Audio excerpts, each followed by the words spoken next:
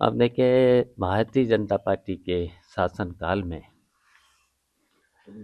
लोकतंत्र की धज्जियां उड़ रही हैं। तो ये देखिए, जिस तरीके से भारतीय जनता पार्टी गलत परंपराएं डाल रही है, इसकी वजह से लोकतंत्र को बहुत खतरा है। फिर तो चुनाव निष्पक्ष होंगे ही नहीं। और देखिए, जैसे भारतीय जनता पार्टी के लोगों ने शासन प्रशासन के द्वारा, पुलिस के द्वारा आधार कार्ड पहले ही छीन लिए गए हैं। फिर उसके बाद बूथों पर कब्जा किया है, कब्जा करके वोट डलवाए हैं। फिर भी समाजवादी पार्टी और इंडिया गठबंधन ने मुकाबला किया है और कई सीटें हम उसके बावजूद भी जीतेंगे। अब टक्कर तो हर जगह है, लेकिन हम लोग समाजवादी पार्टी के लोग 5-6 सीटों पर जरूर जीतेंगे। इसके बावजूद क्या लग रहा है जिस तरह से कल वोट डालने से रोका गया है, जो अधिकार होता है हर व्यक्ति का उसमें? देखिए, जनता का जो अधिकार छीना गया है, मैंने कहा ये परंपराएं लोकतंत्र के लिए ठीक नहीं है, बेईमानी से। अच्छा, इससे कोई भारतीय जनता पार्टी की सरकार अगर मान ले हार भी जाती, जैसा माहौल है उत्तर प्रदेश में भारतीय जनता पार्टी के खिलाफ, तो सरकार तो उनकी गिर नहीं जाती, बहुमत था। फिर भी उन्हें देखना चाहिए था, अंजवाना चाहिए था कि जनता तो उनके लिए अच्छा ही था जब भी चुनाव आने के लिए। तो अगर ये देख लेते तो हो सकता था ठीक काम करने लगते, क्योंकि भारतीय जनता पार्टी से पूरे देश की जनता इस समय खिलाफ हो चुकी है। क्यों? इन्होंने केवल झूठ बोला है और झूठ बोल करके कोई विकास का काम और जो भी घोषणाएं करते थे आज तक एक पूरी नहीं हुई है। आप देख रहे हो कि इन्हें 8 साल उत्तर प्रदेश की सरकार को हो गया है, सड़कों के गड्ढे नहीं भरे गए।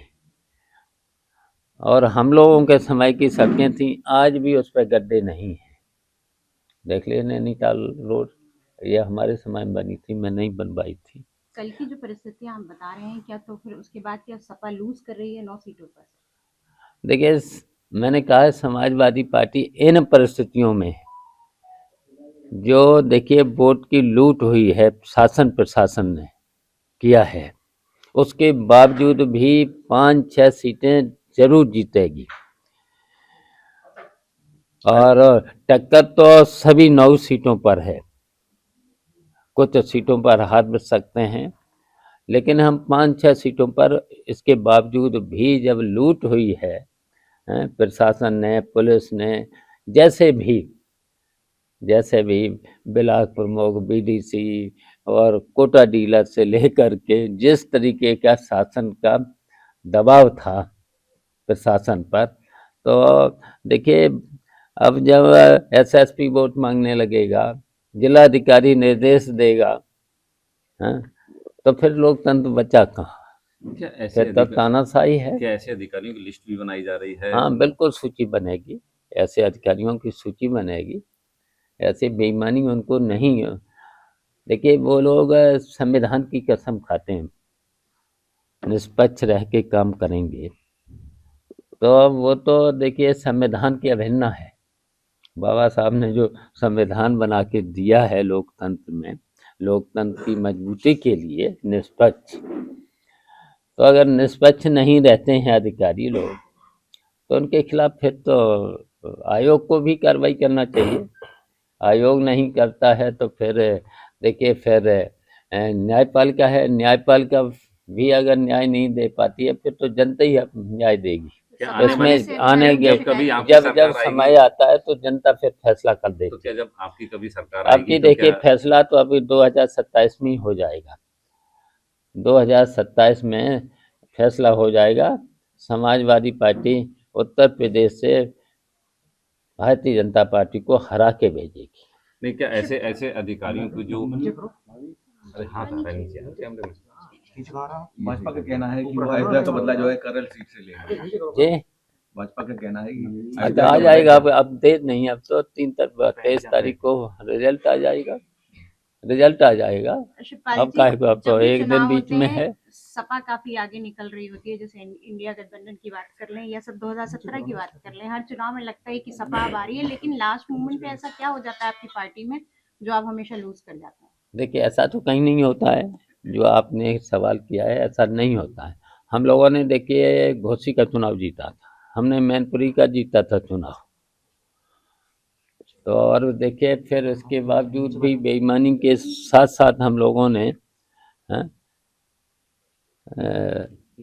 2022 का चुनाव तब भी जीता था।